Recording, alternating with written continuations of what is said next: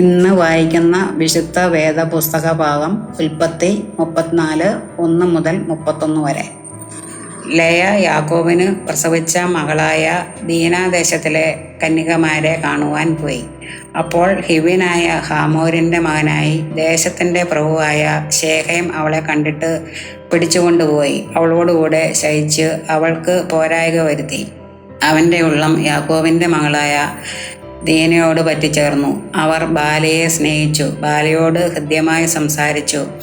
ശേഖേം തൻ്റെ അപ്പനായ ഹാമാരിനോട്, ഈ ബാലയെ എനിക്ക് ഭാര്യയായി എടുക്കണം എന്ന് പറഞ്ഞു. തൻ്റെ മകളായ ദീനയെ അവൻ വഷളാക്കി എന്ന് യാക്കോബ് കേട്ടു. അവൻ്റെ പുത്രന്മാർ ആട്ടിൻകൂട്ടത്തോടുകൂടെ വയലിലായിരുന്നു. അവർ വരുവോളം യാക്കോബ് മിണ്ടാതിരുന്നു. ശെഖേമിൻ്റെ അപ്പനായ ഹാമോർ യാക്കോബിനോട് സംസാരിക്കുവാൻ അവൻ്റെ അടുക്കൽ വന്നു. യാക്കോബിൻ്റെ പുത്രന്മാർ വസ്തുത കേട്ട് വയലിൽ നിന്ന് വന്നു. അവൻ യാക്കോബിൻ്റെ മക്കളോടുകൂടെ ശയിച്ചു. അങ്ങനെ അരുതാത്ത കാര്യം ചെയ്തു ഇസ്രയേലിൽ വഷളത്വം പ്രവർത്തിച്ചതുകൊണ്ട് ആ പുരുഷന്മാർക്ക് വ്യസനം തോന്നി, മഹാകോപവും ജ്വലിച്ചു. ഹാമോർ അവരോട് സംസാരിച്ചു, എൻ്റെ മകൻ ശെഖേമിൻ്റെ ഉള്ളം നിങ്ങളുടെ മകളോട് പറ്റിയിരിക്കുന്നു. അവളെ അവന് ഭാര്യയായി കൊടുക്കണം. നിങ്ങൾ ഞങ്ങളോട് വിവാഹ സംബന്ധം കൂടി നിങ്ങളുടെ സ്ത്രീകളെ ഞങ്ങൾക്ക് തരികയും ഞങ്ങളുടെ സ്ത്രീകളെ നിങ്ങൾക്ക് എടുക്കുകയും ചെയ്യുവീൻ. നിങ്ങൾക്ക് ഞങ്ങളോടുകൂടെ പാർക്കാം. ദേശത്ത് നിങ്ങൾക്ക് സ്വാതന്ത്ര്യമുണ്ടാകും. അതിൽ പാർത്ത് വ്യാപാരം ചെയ്തു വസ്തു സമ്പാദിക്കുവീൻ എന്ന് പറഞ്ഞു. ശെഖേമും അവളുടെ അപ്പനോടും സഹോദരന്മാരോടും, നിങ്ങൾക്ക് എന്നോട് കൃപ തോന്നിയാൽ നിങ്ങൾ പറയുന്നത് ഞാൻ തരാം. എന്നോട് സ്ത്രീധനവും ദാനവും എത്രയെങ്കിലും ചോദിക്കുവിൻ, നിങ്ങൾ പറയും പോലെ ഞാൻ തരാം. ബാലയെ എനിക്ക് ഭാര്യയായി തരണം എന്ന് പറഞ്ഞു. തങ്ങളുടെ സഹോദരിയായ ദീനയെ ഇവൻ വഷളാക്കിയത് കൊണ്ട് യാക്കോബിൻ്റെ പുത്രന്മാർ ശെഖേമിനോടും അവൻ്റെ അപ്പനായ ഹാമോരിനോടും സംസാരിച്ചു കപടമായി ഉത്തരം പറഞ്ഞത്, ഞങ്ങളുടെ സഹോദരിയെ അഗ്രചർമ്മിയായ പുരുഷന് കൊടുക്കുന്ന കാര്യം ഞങ്ങൾക്ക് പാടുള്ളതല്ല. അത് നിങ്ങൾക്ക് അപമാനമാകുന്നു. എങ്കിലും ഒന്ന് ചെയ്താൽ ഞങ്ങൾ സമ്മതിക്കാം. നിങ്ങളിലുള്ള ആണെല്ലാം പരിച്ഛേദനയേറ്റ് നിങ്ങളും ഞങ്ങളെപ്പോലെ ആയിത്തീരുമെങ്കിൽ ഞങ്ങളുടെ സ്ത്രീകളെ നിങ്ങൾക്ക് തരികയും നിങ്ങളുടെ സ്ത്രീകളെ ഞങ്ങൾ എടുക്കുകയും നിങ്ങളോടുകൂടെ പാർത്ത് ഒരു ജനമായി തീരുകയും ചെയ്യാം. പരിച്ഛേദന ഏൽക്കുന്നതിൽ ഞങ്ങളുടെ വാക്ക് സമ്മതിക്കാതിരുന്നാലോ ഞങ്ങൾ ഞങ്ങളുടെ ബാലയെ കൂട്ടിക്കൊണ്ടുപോകും. അവരുടെ വാക്ക് ഹാമോരിനും ഹാമോരിൻ്റെ മകനായ ശെഖേമിനും ബോധിച്ചു. ആ യൗവനക്കാരന് യാക്കോബിൻ്റെ മകളോട് അനുരാഗം വർദ്ധിച്ചതുകൊണ്ട് അവൻ ആ കാര്യം നടത്തുവാൻ താമസം ചെയ്തില്ല.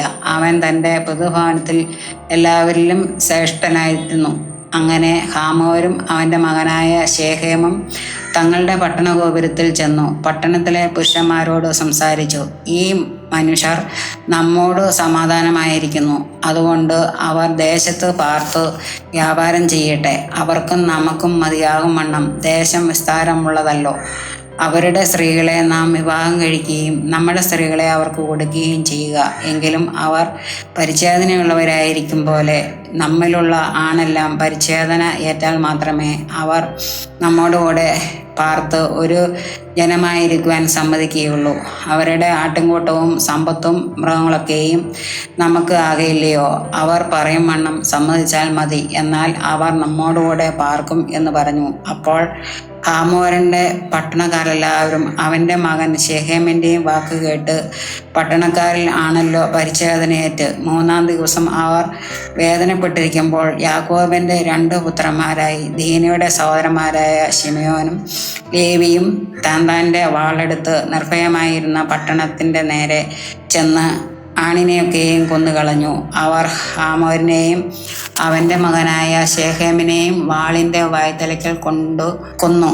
ദീനയെ ശെഖേമിൻ്റെ വീട്ടിൽ നിന്ന് കൂട്ടിക്കൊണ്ടുപോന്നു. പിന്നെ യാക്കോബിൻ്റെ പുത്രന്മാർ നിഹതന്മാരുടെ ഇടയിൽ ചെന്നു. തങ്ങളുടെ സഹോദരിയെ അവർ വഷളാക്കിയതുകൊണ്ട് പട്ടണത്തെ കൊള്ളയിട്ടു. അവർ അവരുടെ ആട്, കന്നുകാലി, കഴുത ഇങ്ങനെ പട്ടണത്തിലും വെളിയിലും ഉള്ളവ ഒക്കെയും അപഹരിച്ചു. അവരുടെ സമ്പത്തൊക്കെയും എല്ലാ പൈതങ്ങളെയും സ്ത്രീകളെയും അവർ കൊണ്ടുപോയി.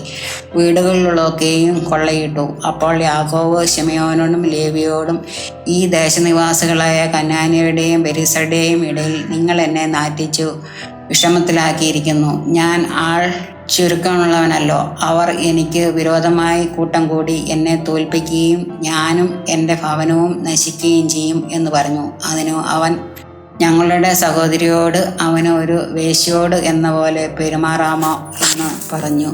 ഇവിടെ വേദഭാഗം വായിച്ചു തീരുന്നു.